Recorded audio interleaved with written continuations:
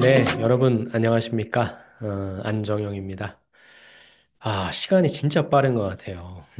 제가 여러분이랑 같이 상반기 때 되게 추울 때 현대차 생산직 이제 준비하는 그런 영상을 좀 찍었던 것 같은데 굉장히 더운 나날의 연속입니다. 그런데 좀 이른 시기에 좀 열리긴 한 것 같은데 이제 벌써 하반기 면접을 준비하는 영상을 제가 좀 미리 찍는 거긴 하지만 찍고 있습니다. 그래서 요거는 제가 최대한 좀 나눠서 좀 찍어보면서 나중에 이제 영상 올릴 때는 좀 한 번에 업로드를 하도록 하겠습니다. 그렇게 해서 최대한 여러분이 면접 보러 가실 때 혼자서 준비하셔도 괜찮을 만큼의 퀄리티로 제가 되게 디테일하게 말씀드릴 테니까 보시고 도움을 좀 받으시면 좋을 것 같습니다. 그래서 제가 준비한 내용 같이 한번 보면서 여러분과 같이 내용 살펴보도록 하겠습니다. 이번에 타이틀을 좀 어떻게 정할까? 좀 그 고민을 좀 많이 했고요. 그래서 최대한 1차 면접은 뭐 보신 분들도 잘 아시겠지만 절대 어렵지가 않습니다. 1차 면접은 정말로 쉽습니다.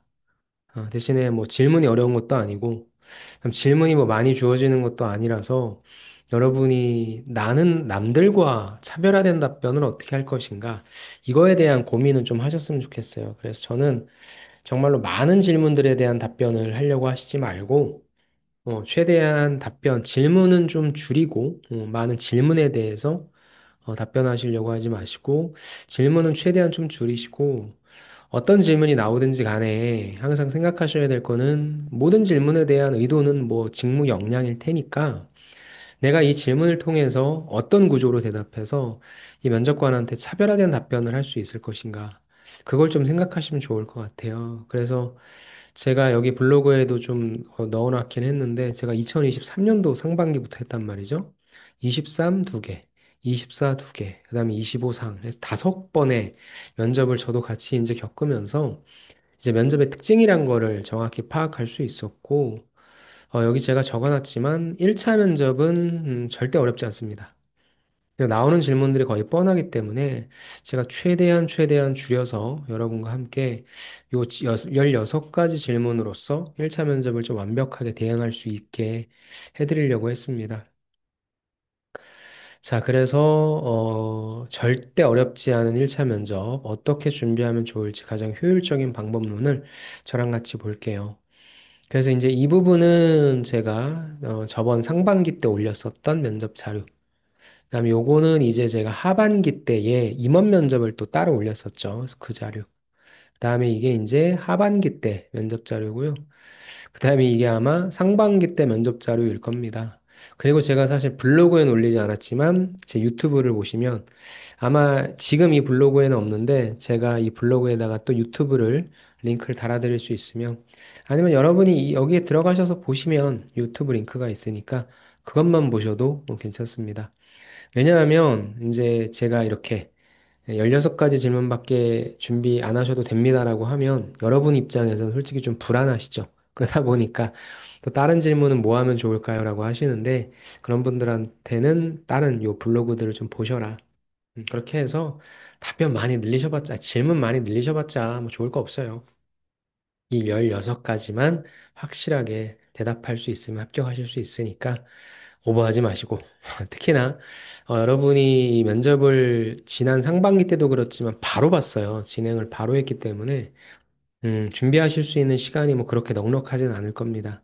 그러니 그런 때일수록 질문의 개수를 늘려가는 것보다는 질문의 개수를 줄여서 조금씩 완벽하게 뽀개는 거. 요 방법을 좀 추천드리고 싶습니다. 그래서 일단은 여기에다가 제가 담아놓은 것은 현대차의 이제 뉴스 검색.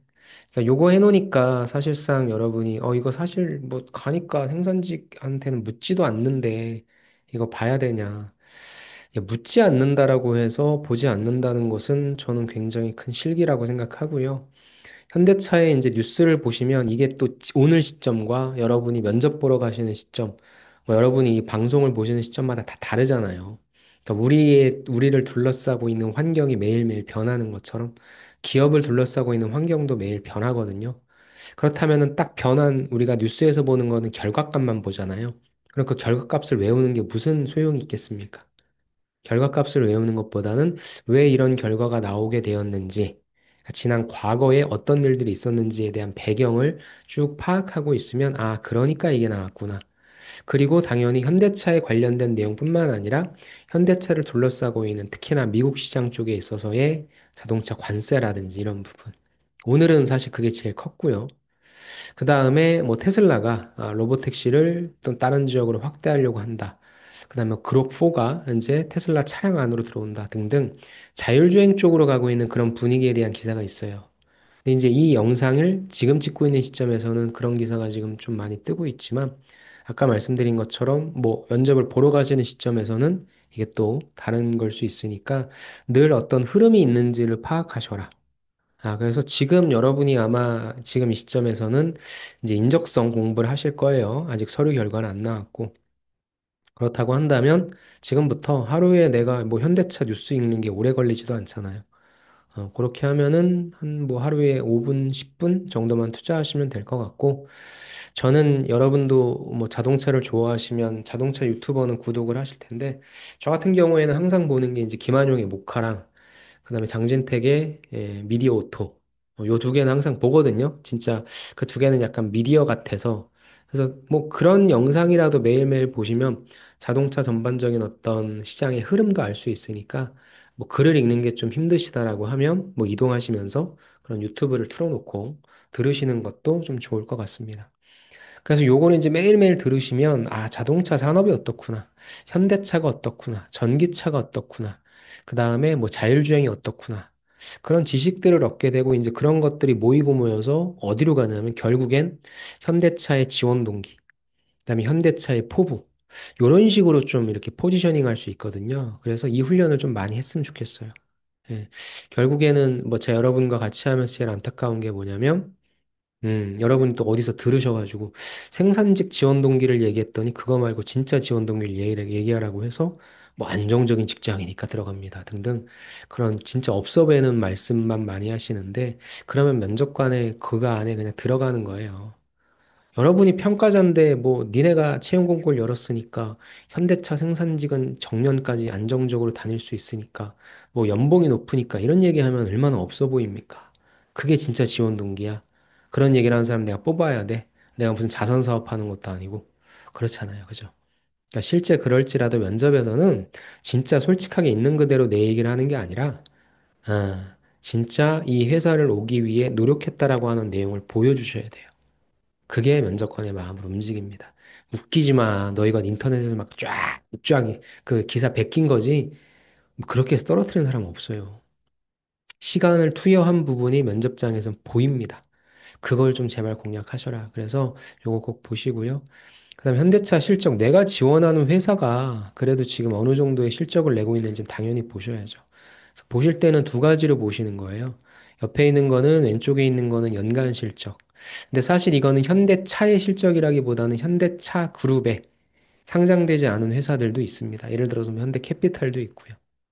그래서 보시면은 142조, 162조, 175조, 올해는 182조죠. 그래서 어떻게 보시는 거냐면 숫자가 22년부터 올해 25년까지, 올해 25년은 익스펙테이션 예상치예요. 계속 성장하려고 하죠. 이게 제일 예쁜 거예요. 여러분이 무엇인가 사업을 하거나 장사를 하는데 매출액이 계속 꾸준히 늘어요. 제일 예쁜 거죠. 장사를 잘하고 있다. 근데 이 부분은 좀 수정할 가능성이 좀 있어요. 왜냐하면 미국에서 관세를 때려버리는데 아직까지 현대차가 그 관세를 다 본인이 부담을 하고 있습니다. 관세분을. 내가 언제까지 부담할지는 모르겠죠. 그래서 아마 매출액이 좀 더 떨어질 수 있긴 해요. 그러니까 매출액은 그렇다면 늘어난다 하더라도 당연히 영업이익은 떨어지겠죠. 그래서 보시는 것처럼 영업이익은 밑에 있는데 사실 밑에 있는 이 숫자를 보고 우린 감을 잡을 수 없죠. 그래서 영업이익은 영업이익률로 보시는 게 좋습니다. 그래서 보시면 6.9%, 9.3% 되게 장사를 잘했죠. 근데 매출액은 늘어나는데 영업이익은 떨어집니다. 내가 무엇인가 제품을 더 많이 팔았는데 돈은 조금 남는 거예요. 그 이유는 뭐예요? 어디선가 돈을 많이 썼다는 얘기죠. 182조가 되는데 6원이 남습니다. 6.9원이. 162조 팔 때보다 돈이 더 못 남아요. 아까도 말씀드린 것처럼 어디선가 돈을 많이 쓰고 있다. 관세를 현대차가 부담하고 있다. 이렇게 보셔도 괜찮을 것 같아요. 그래서 이거는 물어보진 않지만 여러분이 생산직에서 뭐 이런 걸 물어보진 않지만 그래도 내가 지원하는 기업이 어느 정도의 규모를 내고 있는지 이건 갖고 가자. 우리나라의 두 번째로 매출액이 높습니다.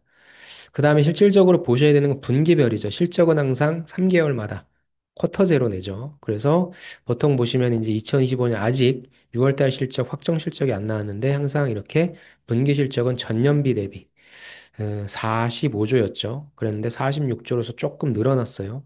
그다음 9.5원이었는데 영업이익률은 떨어졌죠. 전년비 대비는 매출액은 늘어났는데 영업이익은 떨어졌습니다.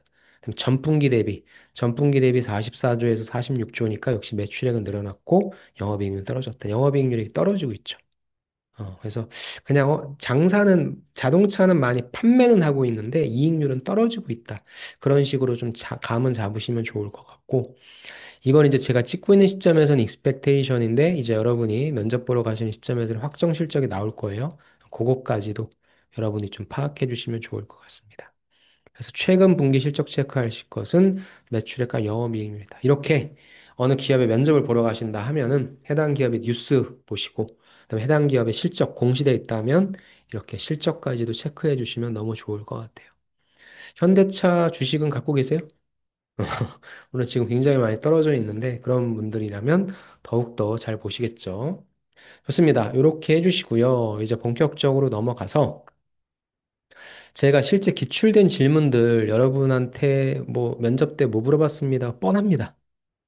네, 뻔하기 때문에 이건 16개를 제가 다시 구성했어요. 근데 이걸 또 그냥 드리는 건 의미가 없어서 이걸 제가 다시 네 가지 구조로 원래는 세 가지인데 굳이 또 뭐 네 가지 구조로 제가 구분을 좀 했습니다.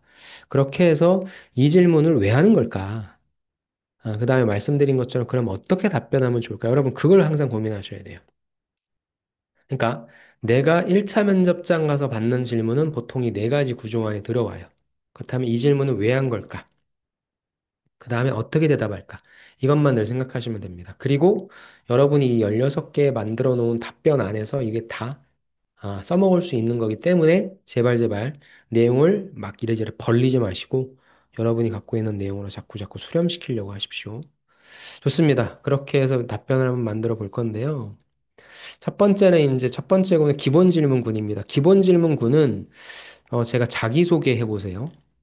그 다음에 현대차에 지원하게 된 동기가 무엇입니까? 회사 지원 동기죠. 그 다음에 생산 직무에 지원한 이유는 무엇입니까? 직무 지원 동기죠. 그 다음에 본인의 성격상 장점과 단점을 말해주세요.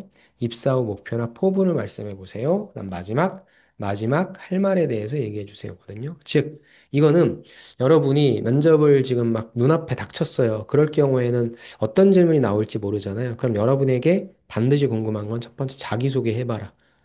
그래, 잘 들었다. 왜 지원했니? 그죠? 그 다음에 뭐가 있습니까? 그 다음에는 성격상 장점과 단점은 뭐니? 그 다음에 입사 후 포부가 뭐니? 그 다음에 뭐 앞으로 뭐 마지막으로 하고 싶은 일이 뭐니? 이런 것들. 제일 중요한 건 뭐냐면 그럼 이 직무를 수행하기 위해서 뭐 했니? 이거는 여러분이 그냥 갖고 계신 경험을 또 뒤에 경험으로 이야기하시면 되니까 그건 뺐고 요렇게 요 구조로서 먼저 갖고 가시는 게 좋아요. 그래서 가장 정석적인 것은 자기소개 해봐. 그 다음에 지원 동기. 그 다음에 성격은 어때? 그래? 입사 후 포부가 뭐야? 마지막으로 하고 싶은 얘기는 없어? 이런 식으로 흘러간다는 걸 머릿속에 딱 넣어두세요. 그 다음에 이제 그 안에, 그래? 중간중간에 뭐 이런 경험 얘기해봐. 이런 경험 얘기해봐. 그러니까 면접의 가장 큰 틀이에요. 그래서 제가 요거를 제일 먼저 보여드립니다. 자, 그래서 요걸 제가 최대한 또 발라내서 대답을 어떻게 하시면 좋을까를 고민을 많이 했고요. 답변 팁이랑 이런저런 내용들을 좀 담아놨으니까 일단 제가 지금 아침부터 계속 목을 쓰고 있어가지고 목이 지금 좀 약간 맛이 갔습니다. 그래서 최대한 목소리가 나오는 선까지 해보고 아까 말씀드린 것처럼 계속 이어서 제가 이 영상을 찍을 테니까 아마 여러분이 면접 보시는 시점에 이거 보실 때는 다 완성이 되어 있을 겁니다. 그래서 한번 보도록 할게요. 자, 첫 번째는 자기소개해 보십시오라는 겁니다. 뭐 이건 사실상 면접관이 여러분에게 뭐 대단한 어떠한 역량을 요구한다라거나 뭐 이런 건 없죠. 면접관도 이제 시간을 좀 써야 되니까 그래서 그런 차원으로 물어보는 거다라 생각하시면 될 것 같고요. 답변 팁은 이제 지원자의 정체성이다라고 하는 부분. 이거라고 하는 건 사실 이제 컨셉이거든요. 저는 이제 컨설팅을 할 때 본인을 왜 뽑아야 됩니까?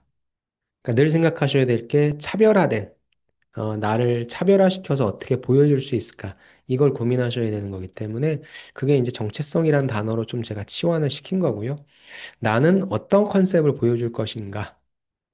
그거를 좀 고민했으면 좋겠어요. 그 다음에 이제 당연히 나와야 되는 게 이 직무를 잘 수행할 수 있는 역량을 여러분이 제시해 주실 것이고, 마지막에는 뭐 포부 같은 거. 그러니까 요 구조가 제일 무난합니다.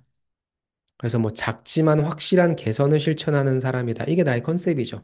너를 왜 뽑아야 돼? 라고 했을 때, 나는 작지만 늘 개선하는 사람이니까. 개선. 생산직은 개선이 필요하죠. 그래서 확실한 개선이라고 해서 좀 앞에 수식어도 붙여줬고. 그래서 그걸 실천하는 사람이다. 좋죠. 그래서 실제 어디에서 표준 작업 개선을 경험했고, 현대차 생산직에서는 안정과 품질을 높이기 위한 실천력, 뭐 요거는 개선력이라고 해도 되겠죠. 이렇게. 그래서 여기서 조금 욕심을 낸다면 컨셉을 명확하게 잡고 그 컨셉하에 내가 어떤 경험들을 갖고 있는지 그리고 다시 한번 그 컨셉을 보여주는 게 좋을 것 같죠.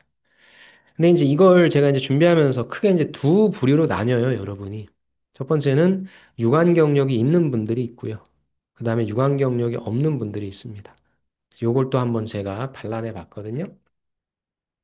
유관 경력자분들은 생산직 근무를 하셨거나 품질 관리나 공정 개선 등의 업무를 하셨거나 아니면 뭐 실제 지금 현대차나 기아에서 아니면 다른 자동차 회사에서 자동차 조립 아르바이트 아니면 계약직을 근무하고 계신 분들이 계시겠죠. 그런 분들은 너무 유리하죠. 그래서 그냥 첫 번째 어디에서 생산 보조 업무를 했다. 반복 작업에 익숙하고 성실히 일했다. 이거는 역량이 아니잖아요. 이건 저도 할 수 있어요. 회사에서는 이 일을 해본 사람도 물론 좋지만 이 일을 잘한 사람이 좋을 거예요. 그러니까 항상 무엇인가 해본 분들은 1차원적으로 이렇게 서술하지 마시고 내가 이걸 조금 잘한다는 측면으로 어떻게 만들 수 있을지를 고민하셨으면 좋겠습니다. 그래서 내가 경험한 생산 현장이 현대차와 어떻게 맞닿아 있으면 이러면 더 좋겠죠. 이게 중요하죠. 무엇을 개선하고 실천했는지를 구체적으로 보여주자. 그래서 저는 땡땡에서 뭐 몇 년간 생산직으로 근무했다. 자동차 생산직은 아니에요. 그런데 나는 여기서 당신한테 주고 싶은 메시지는 생산직은 단순 반복된 일이잖아요. 그걸 통해서 불량률을 어떻게 하면 개선할 수 있을지, 표준 작업은 어떻게 유지하는 것이 중요한지를 현장에 체득했다. 그래서 수동적 작업자가 아니라 문제를 찾고 개선하는 작업자가 되어야 한다는 것을 배웠다. 현대차는 글로벌 품질을 실현하는 조직이기 때문에 내가 익힌 실천력과 개선 마인드로 기여하고 싶다. 다르죠. 그냥 요런 데서 업무를 해봤습니다. 라고 쓰시는 분들, 말씀하시는 분들인데 그게 아니라 어떤 메시지를 전달할 것인가를 고민하자. 아셨죠? 차별화 포인트는 단순 반복된 경험을 능동적 개선 경험으로 승화시키셨으면 좋겠고요. 생산 경험을 현대차 생산 문화와의 접점, 뭐 제가 그냥 약간 오버해서 뭐 글로벌 품질을 실현하는 조직이라 했지만 아까 얘기했죠. 현대차의 어떤 뉴스를 계속 보시면 이게 조금 더 구체적인 워딩으로 바뀔 수 있어요. 그럼 더 좋겠다. 직무 이해도뿐만 아니라 태도와 관점까지 보여준다. 생산직은 제일 중요한 것이 안전하게 이제 그 다음에 고품질을 낼 수 있도록 끊임없이 개선하는 거다. 그것만 머릿속에 딱 들어놓고 있으면 됩니다.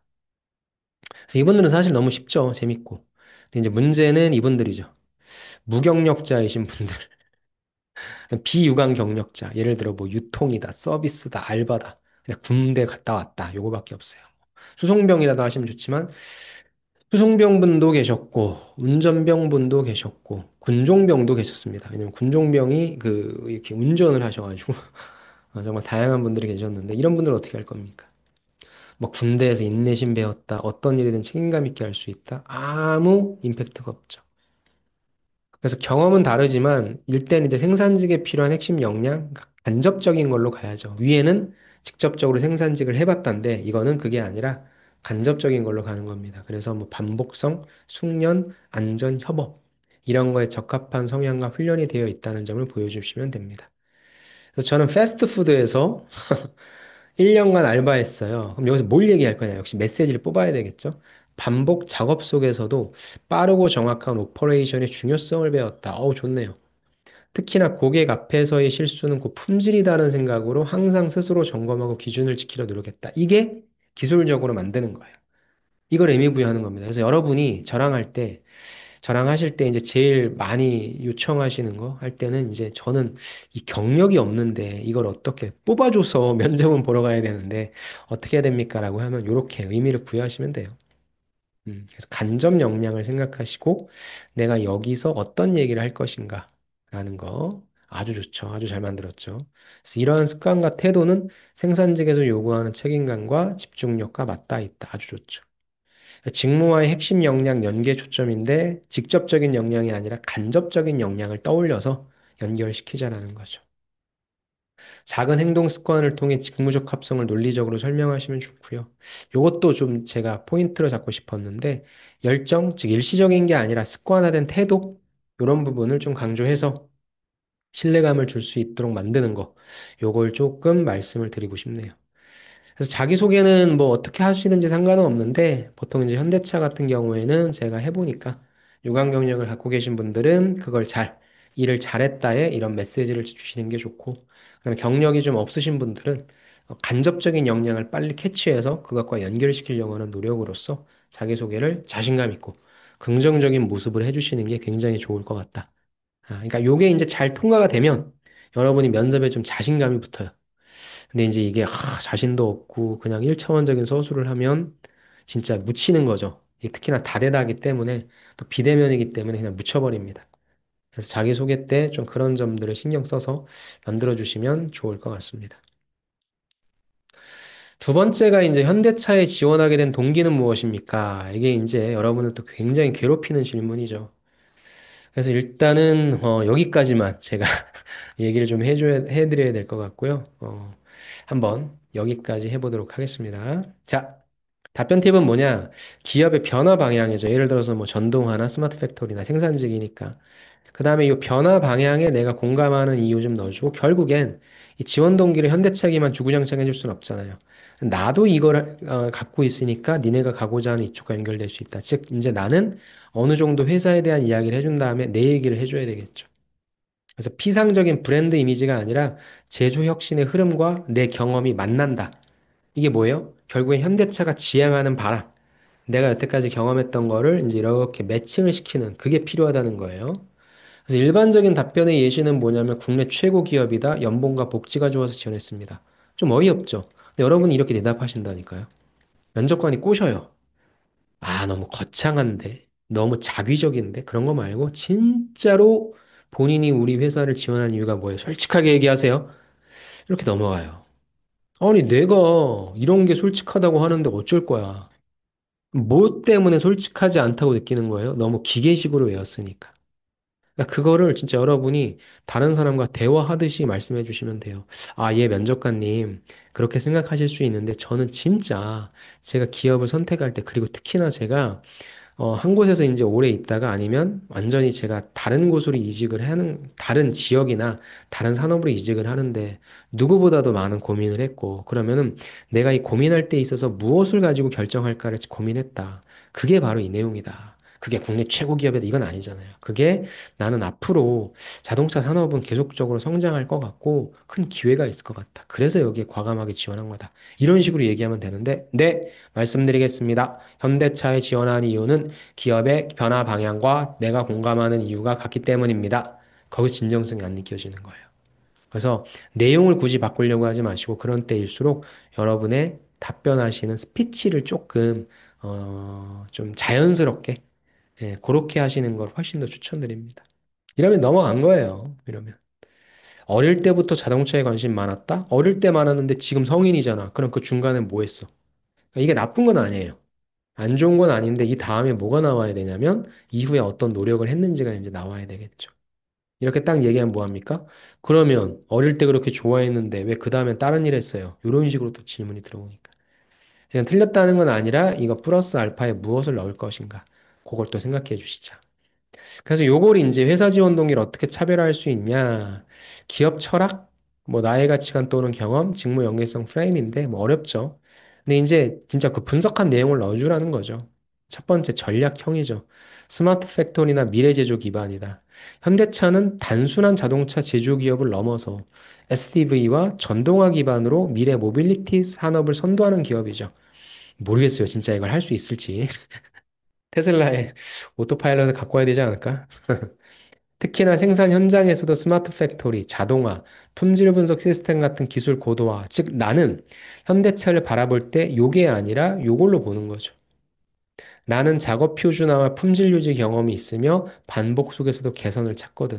그러니까 어차피 지금 계속적으로 변화하고 있거든, 제조 환경이. 근데 나는 기술 변화와 함께 성장하는 생산직이 되고 싶어서.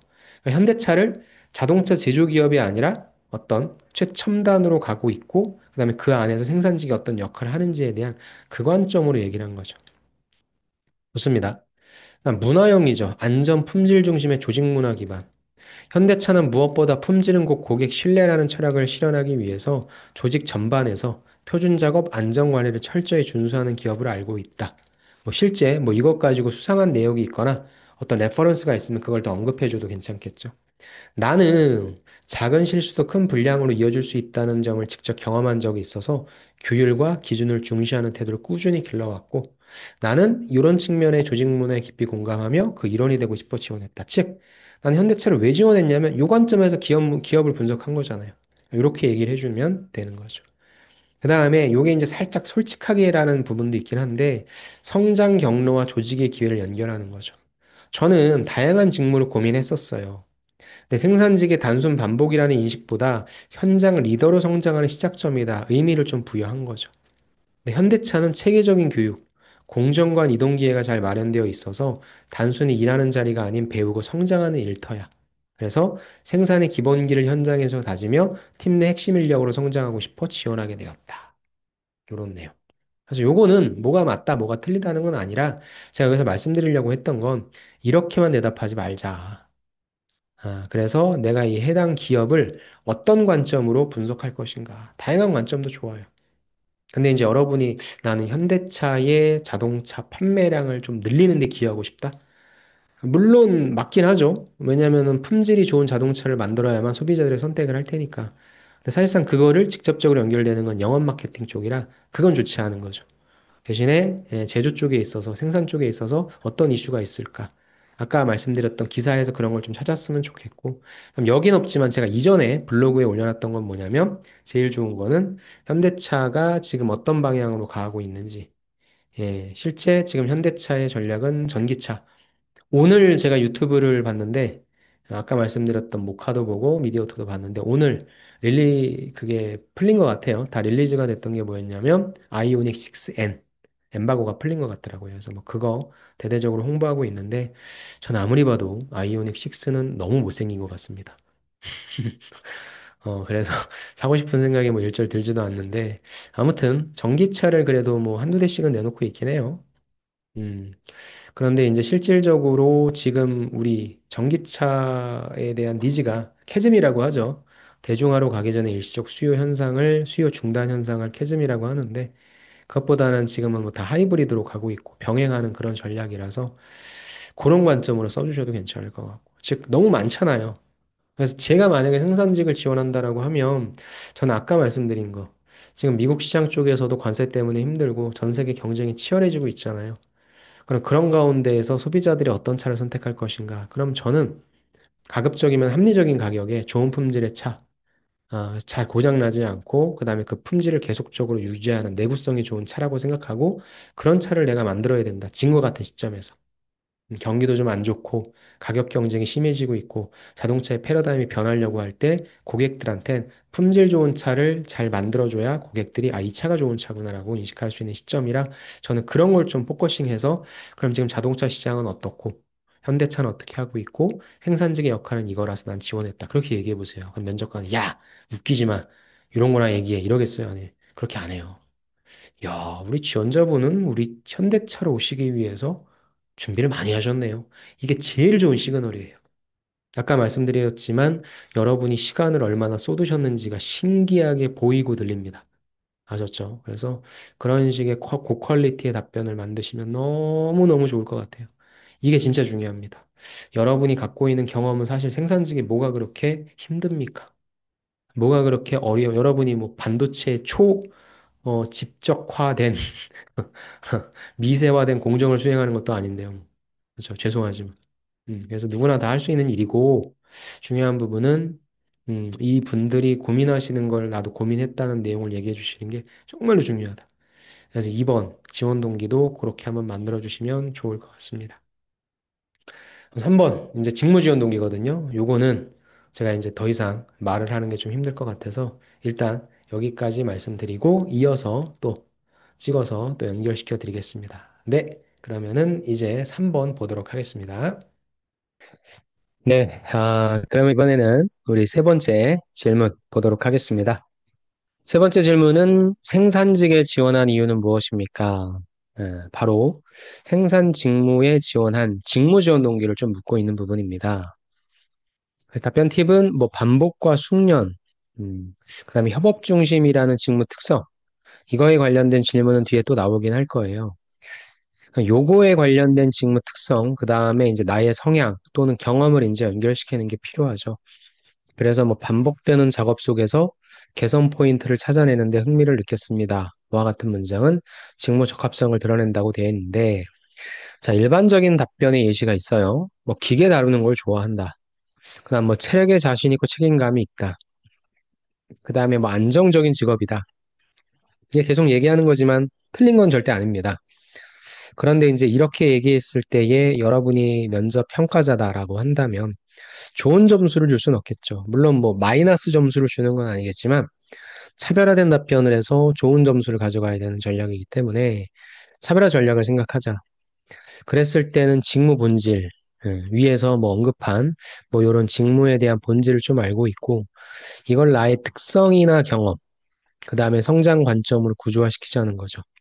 제일 좋은 거는 뭐 유관 경력자이신 분들은 생산직은 단순 반복이라는 인식이 있어. 하지만 실제로는 기준을 정확히 지키면서 작은 변수를 꾸준히 관리해야 하는 섬세한 일이라고 생각해. 나는 이전 직장에서 작업 조건이 조금만 바뀌어도 품질에 영향을 미친다는 걸 체감했고, 그때부터 반복 속에서도 개선점을 찾는 습관이 생겼다. 현대차처럼 정밀성, 품질을 중시하는 기업에서는 이런 습관과 책임감이 생산직에서 가장 중요하다고 느꼈고, 그래서 이 직무를 선택했다. 너무 좋은 답변이죠. 그러니까 생산직을 단순 노동이 아니라 정확성과 개선이 필요한 것이다. 이렇게 해석을 하고 있고요. 그다음에 나의 경험을 직무의 어떤 특성, 본질적인 특성이라는 거죠. 요거죠. 작업 조건이 조금만 바뀌어도 품질에 영향을 미친다는 걸 체감했고, 그래서 반복에서도 반복하다 보면 우리가 그냥 뭐 당연히 뻔히 할 수 있는 거 아니냐라고 생각할 수 있는데 그게 아니라 개선점을 찾는 습관이 생겼다. 음. 그리고 뭐 요 부분은 뭐 사실 생산문화와 결이 맞는 태도라고 하는 건 꼭 들어가지 않아도 좋고 그래서 여러분이 직접 경험하시면서 작은 것 하나, 작은 변수를 꾸준히 관리하는 것이 얼마나 중요한 것인지에 대한 의미를 알고 있다. 그래서 지원을 했다. 이렇게 만드시는 게 제일 좋을 것 같고요.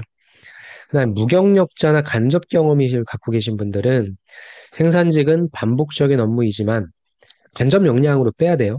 그 안에서 품질을 유지하고 기준을 지켜야 되기 때문에 결과값으로 가는 거고. 그래서 책임감과 집중력이 중요해. 그러니까 요걸 이제 얘기하는 거죠. 나는 패스트푸드 매장에서 반복되는 오퍼레이션을 경험하며 한 번의 실수도 고객에게는 큰 불만이 된다는 것을 배웠고 눈앞의 작업을 단순히 처리하는 것이 아니라 기준을 지켜서 고객 신뢰를 만드는 일이 생산직의 핵심이라고 생각해 이 직무에 지원하게 되었습니다. 그래서 비유관 경험을 통해 직무에 필요한 역량과 연결시켰고요. 반복과 숙련의 경험을 서비스가 아니라 생산 품질 관점으로 재해석했다라는 내용입니다. 그다음에 이번에는 성향 기반인데요. 요건 이제 가장 좀 뭐라고 할까요? 설득력이 떨어지는 부분이긴 합니다. 그래서 뭐 제가 그렇게 추천하진 않지만 뭐 이런 것도 없다. 근데 이제 면접은 가야 된다. 그러신 분들은 이렇게 생각을 해주시죠. 저는 하나를 오래 반복하면서 완성도를 높이는 것에 성취감을 느끼는 사람입니다. 즉, 그래도 자동차 생산직에 투영시켜서 이거에 관련된 업무가 무엇인지 느끼게 해주자라는 거죠. 학창 시절에도 반복 훈련이 필요한 기술이나 실습에서 더 집중했고, 결과를 개선해내는 과정에서 큰 만족을 느꼈고, 생산직은 반복 속에서도 긴장감을 유지하고 작은 차이를 감지하며 정확도를 높이는 일이기에 이게 내 성향과 가장 잘 맞는 직무라고 생각한다. 여러분이 들으셔도 설득력은 떨어집니다. 그런데 면접장에 오셨다라고 한다면 어설프게 부풀리지 마시고 진짜 경험이 없으신 분들은 이런 식으로 갖고 가시는 것도 오히려 솔직한 답변이라 생각될 수 있으니까 이렇게 하셔도 좋을 것 같습니다. 그래서 차별화 포인트는 경험이 부족하더라도 자기 성향과 직무의 요구 특성과 연결시킨 거, 요걸 좀 생각해 주시면 좋을 것 같고, 나 일하는 방식을 통해서 이쪽 직무와의 적합성을 설득하자. 그렇게 생각해 주셔도 좋습니다. 그래서 보통 이제 여러분과 같이 해보면은 1번, 그 다음에 2번 분들이 많으니까 이런 관점을 하시면 됩니다. 그래서 여기까지가 좀 힘들어요. 왜 현대차냐? 그 다음에 왜 생산직이냐? 요 두 질문까지가 이제 힘든 부분이고, 요걸 이제 넘어가게 되면 이제 여러분의 경험에 대해서 묻는 부분이기 때문에 요거까지만 좀 잘 만들어 주시자. 그렇게 좀 생각을 해주시면 좋을 것 같습니다.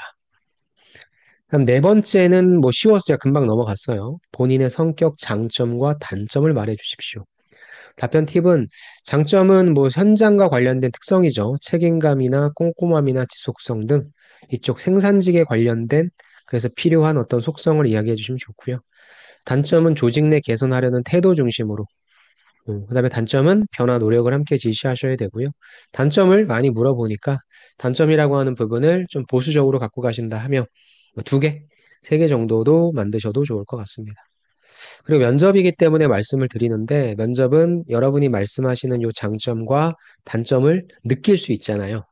그렇죠? 그러니까 장점도 책임감을 가지고 있다. 뭐 꼼꼼하다 이러면은 실제 이런 것들이 느껴지게끔 말씀해 주셔야 되고 단점도 역시 마찬가지로 이렇게 해주셔야 됩니다. 그래서 이 부분은 실제 이제 모의 면접 같은 걸 보시면서 그냥 말만 이렇게 하는 게 아니라 진짜 그렇게 느껴지는 사람인가 그런 것도 좀 신경 써주시면 좋을 것 같습니다. 다음에 이제 기본 질문에서 나오는 게 이제 포부죠, 포부. 포부, 입사 후 목표나 포부인데 지원자의 장기 근속 가능성과 성장 의지를 확인하는 질문입니다. 입니다. 사실상 면접에서 이제 포부가 나왔다는 것은 거의 끝났어요. 그래서 평가자도 평가를 거의 끝낸 상태인데 이제 여기에서 여러분이 좀 보여주고자 하는 그 의도는 어떤 걸 가져가시는 게 좋냐면 마지막까지 의지를 보여주시는 거죠. 그래서 약간 여러분을 뽑을지 아니면 말지 중간에 위치한 세모일 때 동그라미 쪽으로 갈 수 있게끔 하는 그런 쪽으로 가시는 게 좋고요. 뭐 단계는 일단 적응을 하셔야 되겠죠. 특히 경험이 없으신 분들은 적응을 잘 하겠다는 내용. 그 다음에 이제 여러분이 그 일을 잘 하시다 보면 당연히 이제 개선하셔야 될 부분이 필요할 거고 또 이제 현장을 매니징할 수 있는 뭐 이게 가장 무난하긴 합니다. 그래서 뭐 어떤 식으로 하셔도 상관은 없는데 그냥 뭐 열심히 하겠다.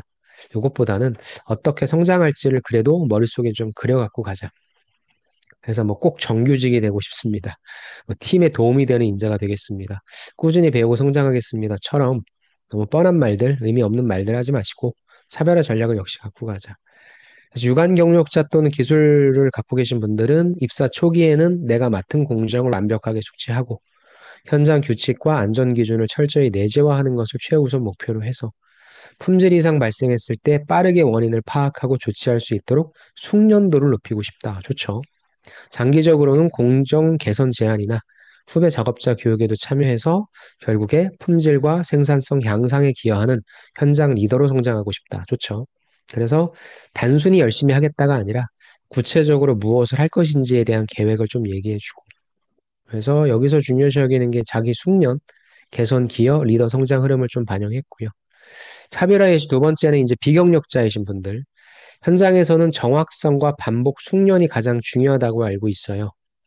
입사 후 처음에는 매일 작업 일지를 쓰면서 제 작업 패턴을 분석하고 실수 없이 기준을 지키는 데 집중하겠다. 너무 좋죠. 그 다음에 익숙해진다면 팀 선배들의 작업 방식을 관찰하며 더 나은 방식이 있는지 비교도 해보고 싶다. 그래서 언젠가는 저만의 개선 아이디어로 팀에 기여하는 것을 목표로 삼고 싶다. 좋습니다. 그래서 관찰하겠다, 학습하겠다, 개선하겠다의 태도 흐름을 보여주는 전략. 스스로 훈련하고 성장하는 자기 주도형 마인드를 강조합니다. 세 번째는 뭐 장기 근속과 조직 기여형인데요. 그냥 한번 읽어볼게요. 현대차는 공정의 정밀도, 안전 기준이 매우 높아. 단기적으로는 이 기준에 완벽히 적응하는 것이 제 목표예요. 이후에는 품질 관리 기준을 반복해서 적용하면서 자연스럽게 불량 예방, 개선 포인트를 파악하고 싶고요. 저는 변화를 좋아하기보다는 반복을 통해 정밀도를 높이는 성향이라 장기적으로는 특정 공정에 숙련된 책임자가 되어 조직 안정성과 품질 신뢰에 기하고 싶습니다. 그러니까 뭐 1번도 좋고 2번도 좋고 3번도 다 좋아요.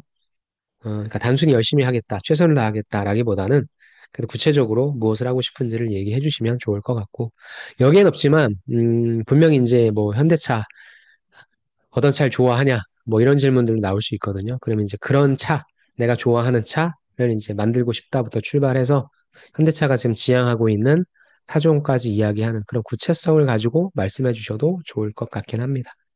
이게 이제 제가 다양한 여러분의 어떤 니즈를 충족시키기 위해서 좀 브로드하게 만들었는데 여러분이 혹시나 자소서에다 구체적으로 어떤 포부를 작성하셨다고 한다면 그걸 그대로 살려서 이 답변을 만드셔도 좋을 것 같습니다.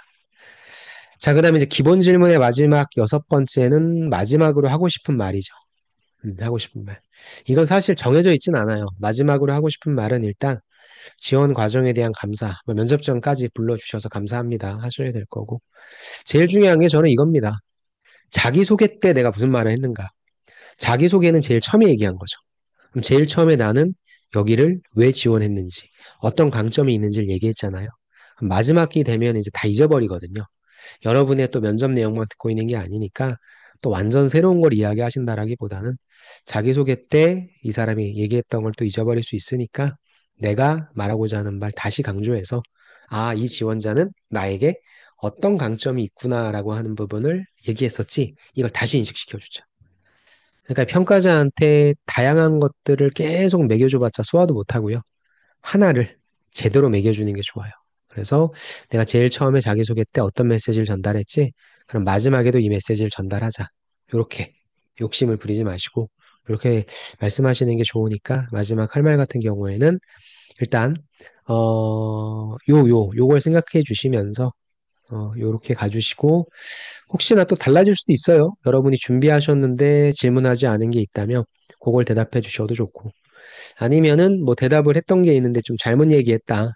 그걸 좀 수정하셔도 좋으니까 편안하게 마지막에 또 좋은 인상을 보여주시고 또 이 부분도 약간 그 비언어적인 부분이 중요한데 자기소개 때 되게 씩씩하게 긍정적으로 했으니까 또 마지막에 대한 인상도 씩씩하고 긍정적인 모습을 보여줄 수 있게 비언어적인 부분도 신경을 써주시면 좋을 것 같습니다. 이렇게 해서 기본 질문의 형태를 좀 봤어요. 그래서 요거는 가장 큰 뼈대입니다. 제일 처음에 자기소개 해봐라. 그다음에 왜 우리 회사냐? 그다음에 왜 생산직이냐? 성격상 장점과 단점은 뭐냐? 입사 후 포부는 뭐냐? 마지막 할 말은 뭐냐? 그래서 혹시나 여러분이 이 방송을 거의 면접을 앞두고 보신다.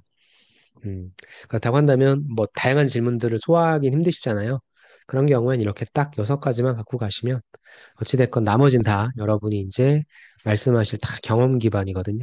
그러니까 이건 그래도 대답할 수 있으니까 이러한 틀대로 요 틀 안에 대답을 넣고 준비하시는 걸 꼭 해보시기 바랍니다. 자, 이렇게 했고 이제는 두 번째 파트로 넘어가서 이제 가장 중요한 질문들이죠. 여러분에게 경험을 물어봅니다. 경험 기반의 질문을 하는데 여기에서는 행동 중심의 스타 기법을 활용해서 이제 여러분이 말씀하실 수 있어야 돼요. 스타라고 하는 것은 시츄에이션, 태스크는 뭐 저는 이 T는 죄송합니다. S는 시츄에이션 상황, T는 태스크 트러블 어떤 문제나 업무 받은 거, A는 액션, R은 리절트예요. 그래서 요걸 이제 쓰시면 될 거고 그 중에서 제일 많이 말씀하실 거는 평가자가 듣고자 하는 건 요 A 액션일 거예요. 그래서 액션을 강조하셔야 되고 특히나 내가 연관성 없는 경험을 말씀하실 때는 그 경험을 통해 무엇을 말할 것인지에 대한 배운 점 요걸로 클로징을 해주시는 게 필요합니다. 그래서 경험 기반 질문이 가장 많이 나올 거고 이것도 이제 여러분이 실제 면접장에서 많이 받으시는 그런 대표적 질문 네 가지를 뽑았거든요. 그래서 요거 한번 볼게요. 첫 번째는 공정에서 문제가 발생했을 때 어떻게 대응했냐라는 거죠. 그래서 실무 대응력과 현장 상황 판단력을 보기 위한 질문이니까 일단 어떤 문제가 발생했는지 그대로 말씀해 주세요. 그 다음에 나는 원인 분석과 판단을 해야 되겠죠. 음. 그래서 제일 중요한 거는 빨리 행동과 조치. 그래서 난 어떻게 했다? 저렇게 했다. 그래서 마지막에 결과. 뭐 성공은 했겠죠. 그 다음에 이를 통해 뭘 배웠는지. 그래서 요 스타 방식대로 어떤 문제가 발생했고 어떻게 대응했습니다. 그대로 얘기해 주시면 돼요. 근데 여러분이 이 액션이라고 하는 부분을 너무 줄여서 말씀하시니까 요거를 그래도 한두 문장 정도는 얘기하자. 그래서 문제 자체를 길게 말씀하시는 분들이 있는데 이 문제 자체를 길게 얘기할 필요 없어요. 빨리 어떤 문제가 터졌다. 그래서 그걸 파악하기 위해서 내가 어떤 식으로 노력했다. 근데 파악한 게 별로 없어요. 그럼 빨리 어떻게 행동하고 조치했다. 이렇게 가셔도 됩니다. 즉, 어떻게 대응했는지가 초점이니까 여기에 비중을 더 두고 말씀을 해주시면 좋습니다. 근데 만약에 없다, 이런 경험이 없다라고 했습니다. 그럼 여러분이 없으시면, 예, 죄송합니다. 저는 그런 경험이 없습니다. 이렇게 얘기하면 안 되죠. 그럼 내가 면접을 보겠다는 태도가 아니니까 어떻게 하셔야 돼요? 그런 경우에는 가정법을 쓰셔야 돼요. 공정에서 문제가 발생한다면 저는 이렇게 할 것 같습니다. 아셨죠? 가정법을 쓰자. 두 번째입니다. 힘들었던 일을 극복한 경험을 말해보세요. 매일매일 힘들죠. 그 다음에 지금 면접 보는 게 가장 힘들죠. 근데 이제 그런 거라기보다는 여기 있는 게 이제 유사한 상황이죠. 유사한 힘든 상황이나 스트레스 상황. 그게 무엇인지 제시해 주시고 거기에 굴복하는 게 아니라 그냥 결국에 해냈다. 그렇게 끌고 가셔야 되니까. 그래서 역시나 단순히 힘들었다는 이야기보다는 어떻게 극복하셨는지, 그쵸? 그를 통해서 어떤 태도 변화나 교훈이 있었는지를 강조하시는 게 좋고 역시 액션을 가장 많이 말씀하셔야 된다. 작업 중에 실수를 했었어요. 하지만 다시 신뢰를 회복하기 위해서 이렇게 저렇게 노력했습니다. 그래서 소재 같은 경우에는 여러분의 인생사를 말씀하시기보다는 그래도 해당 직무랑 유사한 경험을 얘기하시는 게 당연히 좋겠죠. 그래서 만약에 이 질문을 안 했어요. 이 질문을 안 했을 때 여기에 남겨뒀던 소재를 여기다가 해주셔도 되겠죠. 예, 가장 힘들었던 일은 제가 이 공정에서 문제가 발생했을 때 잘 대응했던 경험이 좀 힘들었습니다. 그렇게 하시면 또 연결이 되겠죠. 근데 이제 우리 보수적으로 가야 되니까 요거에 관련된 소재 하나, 요거에 관련된 소재 하나, 아니면 소재 하나 가지고 요 관점, 요 관점. 근데 지금 이거랑 이거랑 약간 겹치잖아요. 그러니까 저는 요거는 각각의 소재로 좀 가셨으면 좋겠습니다. 세 번째는 또 반드시 물어보는 게 협업 경험이죠. 조립은 특히나 뭡니까? 같이 하는 거니까. 근데 협업을 하면은 뭐 어떤 문제가 없잖아요. 어디서 문제가 터집니까? 갈등이란 문제가 터지기 때문에 협업을 물어보는 거거든요. 그래서 팀워크, 커뮤니케이션 이걸 물어보는 겁니다. 그래서 여기서의 팀워크나 커뮤니케이션 이거 하고 갈등 얘기하면 여러분들이 항상 요거로 가거든요. 감정 대립. 근데 회사에서는 뭐 감정 싸움 하는 게 아니잖아요. 실제 감정 싸움이라도 이제 어떻게 해결하냐 이거죠. 절차나 방식으로서 해결하는 게 중요한 거니까 나는 일단 상대방과 왜 갈등을 일으킬 수밖에 없었는지, 상대방은 왜 갈등을 일으켰는지, 뭐 그런 상황들을 이해한다 하시고, 나는 이걸 해결하기 위해서 어떤 프로세싱, 데이터로서 해결했다. 이렇게 가시는 게 필요합니다. 요거 같은 경우에는 굉장히 중요한 질문, 무조건 나오는 질문인 거고, 여러분이 이것도 역시 소재가 중요합니다. 그래서 아까 말씀드렸던 것처럼 내가 두 개의 소재밖에 없어요. 근데 요거랑 요거랑은 소재가 좀 겹치니까 다른 소재를 했으면 좋겠고, 대신에 여기서 이야기했던 소재를 협업이라는 갈등을 해결한 소재로 대체해서 쓸 수 있으니까, 요건 소재가 조금 겹쳐도 괜찮을 것 같습니다. 이거 반드시 만들자. 아셨죠? 그리고 요거 갈등을 해결했던 거를 하면 여러분이 무조건 설득을 해내는, 내가 반드시 설득을 해야만 되는 상황만 생각하시는데, 그렇지 않습니다. 여러분이 설득을 당할 수도 있어요. 요것만 맞는 거라면. 음. 그래서 뭐 어떤 경험도 좋으니까, 가급적이면 직무에 관련된 걸 먼저 떠올려 주시고 해결하는 것은 절차나 방식을 떠올려 주시자. 그래서 꼭 만들어 주시고 갈등을 해결한다라고 하는 부분도 면접에서는 면접관이 갈등을 일으킬 수 있어요. 그럴 때 여러분은 항상 상대방의 입장에서 듣는다고 하는데 면접에서는 상대방의 입장에서 안 듣죠. 면접관이 빨리 이 면접관과의 갈등을 해결하기 위해서 벗어나기 위해서 뭐 화를 낸다거나 아니다라거나 이럴 수 있으니까 갈등 질문이 나오면 내가 면접장에서 보여주는 모습도 면접관의 질문 의도를 빨리 이해하고 거기에 잘 맞춰가면서 갈등을 해결하자. 그렇게 잡아주시면 좋을 것 같습니다. 그 다음에 이제 생산이니까 개선했던 경험. 이것도 좀 어렵죠, 어떻게 보면. 근데 여러분이 특히 생산직이나 이런 분들은 다 개선을 한 번씩 해보세요. 그거 갖고 오시면 좋습니다. 그래서 문제를 해결하기 위한 개선 경험. 마인드. 직접적으로 개선했던 게 없다면 개선하려고 노력했다는 마인드 이런 것도 뭐 괜찮고요. 자발적으로 문제를 인식하고 소규모라도 직접 실행한 경험을 떠올린다. 그래서 아주 쉬운 예로서 작업 도중에 자주 발생하던 부품 위치 혼동을 표시 테이프로 개선했습니다. 너무 당연한 거잖아요. 이게 부품 위치가 항상 혼동이 돼. 근데 이걸 그냥 무의식적으로 계속 지나쳤거든? 그러다 보니까 10건 중에 한두 건은 항상 실수를 하더라. 그래서 그거 실수하지 않기 위해서 테이프로 붙여놨다. 아무것도 아니잖아요. 근데 이것도 개선이 된다는 거죠. 그래서 우리가 개선이라고 하면 뭔가 되게 거창한 걸 생각하시는데, 물론 거창한 게 있으면 좋지만, 그렇지 않더라도 작은 것 하나라도 기존에는 그냥 했는데, 내가 새롭게 테이프로 붙여서 개선했다. 이처럼 나는 작은 것 하나라도 직접 개선하기 위해서 실행하면서 작은 것 하나라도 실행하면서 조금씩 나아지고 있다. 뭐 이렇게 해주시면 됩니다. 그래서 생산 쪽에 경험이 없으신 분들도 여러분이 기존에는 어떻게 했는데 새롭게 어떻게 했다라고 하는 이것도 소재를 좀 발굴하시는 게 필요하거든요. 그래서 뭐 다양한 경험들이 있지만 1번, 2번, 3번, 4번 요 경험만 딱 준비를 해 놓으시면 예를 들어서 실패 경험이 뭐냐라고 하는 부분이 나온다 하더라도 뭐 여기서 중간에 실패했다. 중간에 실패했다. 중간에 실패했다. 중간에 실패했다. 이렇게 되겠죠? 그렇게 만들어낼 수 있으니까 예. 요 경험들을 위주로 좀 준비해 주시자. 자, 제가 누누이 말씀드리지만 이거 이외에 정말로 많은 답변들을 만드셔도 좋아요. 여러분 현실적으로 그럴 시간이 없잖아요. 뒷변을 만들 수 있어요. 뭐 GPT를 활용한다라든가. 근데 소화를 못하지. 그렇죠?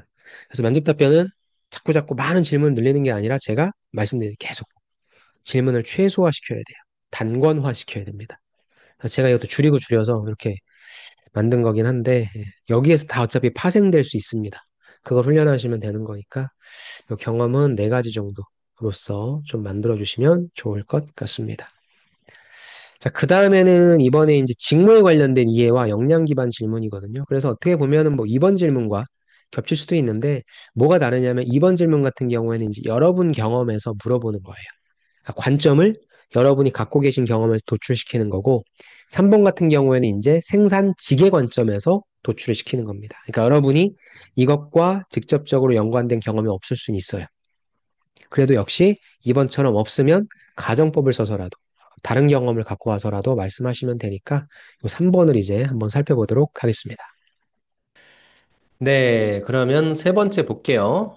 직무 이해 및 역량 기반 질문입니다. 첫 번째 질문은 뭐냐면 생산직에서 가장 중요한 역량은 무엇이라고 생각합니까? 떠먹여주는 질문이죠. 대답 잘하셔야 되겠죠.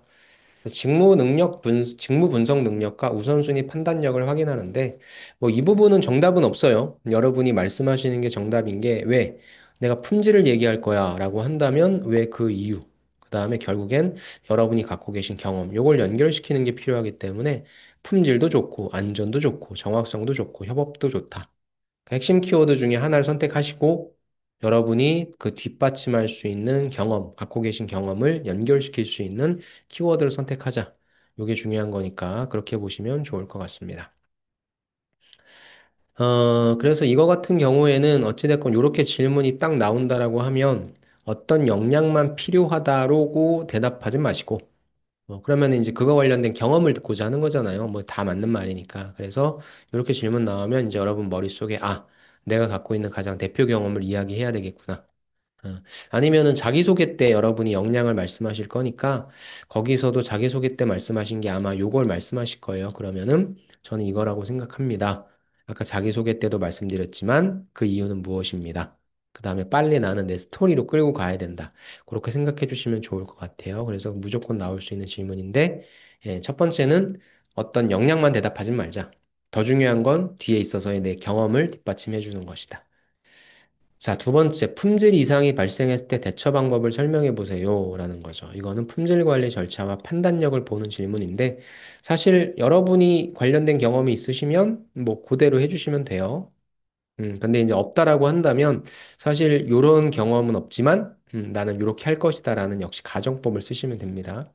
그래서 이상을 발견했다라고 한다면 일단 보고해야 되겠죠. 그다음 기록해야 되겠죠. 그럼 이상에 관련된 원인을 파악하시는 게 필요하고 그거를 해결하기 위해서 어떤 원칙이나 아니면 어떤 매뉴얼을 만드실 테니까 그렇게 해주시는 게 필요합니다. 그래서 실제 경험이 있다면 구체적인 사례와 함께 말씀해 주시는 게 필요한데 우리가 어디에 비중을 둘 거냐. 그게 중요하죠. 그래서 나는 만약에 이상 발생했을 때 요 원인을 파악하는 거 여기에 초점을 두겠다 하시면 여기에 두셔도 돼요. 왜냐하면은 이후에 했던 재발 방지 대책이 별게 아닐 수도 있거든요. 근데 사실 반대로 원인이 파악하는 게 좀 너무 단순했다라고 한다면 재발 방지 대책을 기존의 방식이 아니라 좀 다른 개선된 방식으로도 할 수 있는 거니까 요거는 여러분이 어디에 좀 포인트를 둘 것인가 그걸 좀 잡고 이해를 해주시면 좋을 것 같아요. 그럼 생산직이니까 또 안전이죠, 안전. 안전사고 예방을 위해 어떤 노력을 해봤습니까? 그래서 의식과 태도를 평가합니다. 그래서 역시나 뭐 요거 관련된 경험이 있으신다면은 그렇게 말씀해 주시면 되고, 만약에 경험이 없는 분들이다라고 한다면 저는 보통 이제 자동차 공장, 자동차 공정이라고 좀 특정 지을 수 없다라고 한다면 일반적인 이런 공장에서는 주로 어떤 안전사고가 발생할 수 있는지를 전 좀 조사할 것 같아요. 그래서 저는 조사를 해봤더니 좀 이런 사고가 많이 발생한다고 하니 그거를 저는 좀 예방을 하기 위해서 어떻게 하겠다라고 하는 역시 좀 더 구체화된 가정법을 얘기해 주셔도 좋을 것 같습니다. 단순한 규정 준수보다는 뭐 사소한 습관 변화, 동료와의 약속 등 이런 것들이 사실 현실적인 부분이긴 하죠. 그래서 경험이 있으신 분들은 이렇게. 근데 경험이 없으신 분들은 사실상 그렇게 얘기하는 게 큰 임팩트는 없으니까 저는 구체적으로 어떤 안전사고가 있는지를 좀 조사해서 그거를 집어넣자. 그렇게 좀 말씀을 드리고 싶습니다. 그 다음에 이제 반복 작업이 일어나죠. 그러다 보니까 실수를 줄이기 위한 전략은 무엇입니까? 결국엔 집중력 유지, 그 다음에 자기 관리 역량이거든요. 이 질문 되게 좋은 겁니다. 그래서 루틴을 설정을 한다. 그럼 중요한 게 실수를 줄이기 위한 하면 항상 나오는 게 체크리스트가 나와야 될 거고. 그럼 잘 쉬어야 됩니다. 잘 쉬어야 잘 일도 할 수 있으니까 이런 부분들 등. 그러니까 이런 것들이 이제 어떻게 나올 수 있는 질문으로 바뀔 수 있냐면 뭐 스트레스는 어떻게 관리하십니까? 여러분들의 스트레스 관리법이 궁금한 게 아니라 이런 거를 포함한 질문이라고 보시면 됩니다. 좋습니다. 그래서 여기서 중요한 거는 내가 한 번 하고 끝나는 게 아니라 이렇게 하고 있다, 할 수 있다, 지속적으로 할 것이다라는 걸 얘기해 주시면 좋고, 역시나 경험이 있으신 분들은 뭐 그 근거로 말씀해 주시고, 경험이 없으신 분들은 뭐 이거는 여러분이 다른 일에서도 사실 이런 건 얘기할 수 있으니까 그걸 좀 갖고 와서 투영시켜서 적용시켜서 얘기해 주시면 좋을 것 같습니다. 별로 없죠. 생산직에서 중요한 게 뭐냐? 품질 이상 발생했을 때 어떻게 대처할 거냐? 안전사고 예방을 위해 어떤 노력을 해봤냐? 그다음에 반복 작업 중 실수를 줄이기 위한 전략은 뭐냐? 너무 쉽죠. 만들어 보세요. 네, 마지막입니다. 조직적 합도 및 장기성 질문인데 뭐 태도와 근속 의지 중심이 돼 있긴 한데 두 가지밖에 없습니다. 아주 쉬워요. 첫 번째. 역시 첫 번째죠. 위에 나왔던 것처럼 단순 반복 작업을 어떻게 버티고 성장할 수 있다고 생각합니까? 라는 거죠. 그러니까 이 일에 대해서 뭐 대단히 어떤 환상을 갖고 오는 분들도 계세요. 근데 그게 아니라 어떻게 보면 생산직은 이거거든요. 그래서 이게 좀 지겨면 나갈 수도 있고 장기 근속 가능성과 성실성을 점검하는 질문이니까 참을성 있다라기보다는 항상 나오는 게 반복 속에서도 의미나 개선 기회를 찾는 게 중요하죠. 그래서 초반에 얘기했던 거였죠. 작은 실수 하나로 품질이 크게 달라지는 만큼 매 작업이 제 책임이라는 생각으로 집중합니다. 약간 어거지성 좀 오그라드는 표현이긴 하지만 이런 거라도 좀 얘기해 주시는 게 좋고요. 단순 반복 작업을 어떻게 버티고 성장할 수 있다고 생각합니까? 라는 질문을 아까 요거였었죠. 요거랑 같이 연결시켜서 대답해 주셔도 좋을 것 같아요. 그래서 이런 부분들에 있어서 아, 이게 단순 반복된 일이구나. 하지만 그걸 그냥 내가 꾸준히 한다. 단순히 참을성 있게 한다라기보다는 그 안에서 조금 더 어떤 의미 있는 유의미한 메시지를 전달하자. 이런 생각으로 얘기해 주시면 좋을 것 같고요. 그 다음에는 현장 선배와의 갈등이 생긴다면 어떻게 대처하겠냐? 그래서 실제 생산 현장에서 중요한 조직 적응력, 그 다음에 세대 간 커뮤니케이션 능력을 평가하는 질문이죠. 그래서 선배와의 갈등은 의견 차이보다는 소통 방식의 미스에서 발생함을 인지했고, 일단 갈등 발생하면 들어야 되겠죠.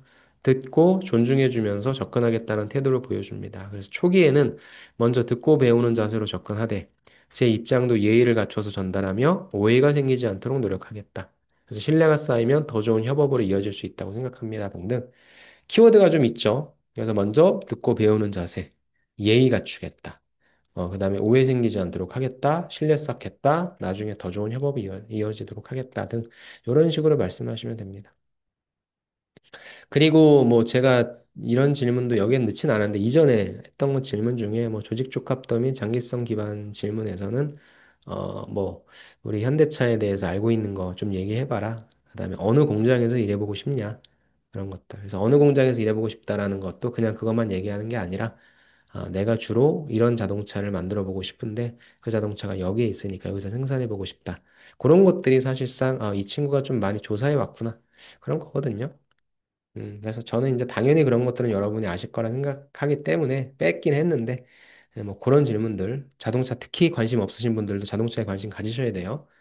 그런 내용들도 꼭 한번 챙기시면 좋을 것 같습니다. 자, 이렇게 해서 제가 16개의 질문을 추렸고요.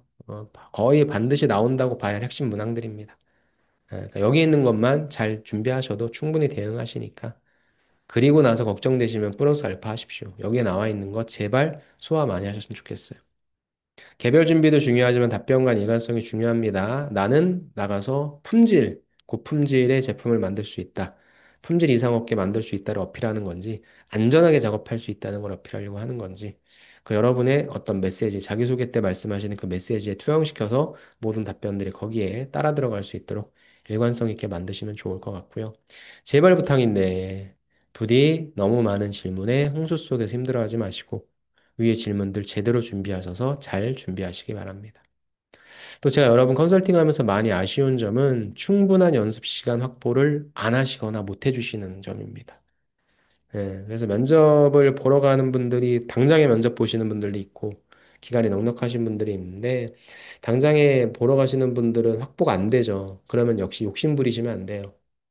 욕심 부리시면 안 되고 확실히 나올 수 있는 것만 제대로 뽀개서 거기서 파생시켜 나가시는 게 좋고 제발 제발 시간 많으신 분들은 좀 시간 넉넉하다라고 해서 안 하지 마시고 제발 하루에 1시간만이라도 연습하세요. 답변 만드는 거 빼고 연습하시면 됩니다. 시간 금방 가니까. 면접관도 뒤에 보시는 분들은 당연히 뭔가 유리하잖아요. 그러니까 조금 더 어려운 질문을 던진다거나 그런 부분에 있어서 인식하고 있기 때문에 제발 제발 연습하시기 바랍니다. 좋습니다. 이렇게 해서 준비하시면 잘 보실 수 있을 거고요. 현대차는 제가 크게 두 가지 프로그램 만들었어요.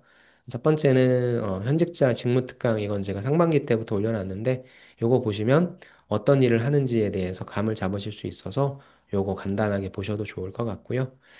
제가 인터뷰 형식으로 만들어 놨습니다. 두 번째는 제가 실질적으로 면접반 운영하고 있는데 그룹반이랑 1대1 컨설팅반을 만들었습니다. 근데 이제 그룹반 같은 경우에 운영을 상반기 때도 하려고 했는데 여러분이 거의 경력자이신 분들이라 시간대가 안 맞아요. 그래서 그룹반은 모집이 안 됐고요. 저는 모집을 좀 해보고 싶었는데 근데 이제 다 1대1 컨설팅반으로 돌려서 했었습니다.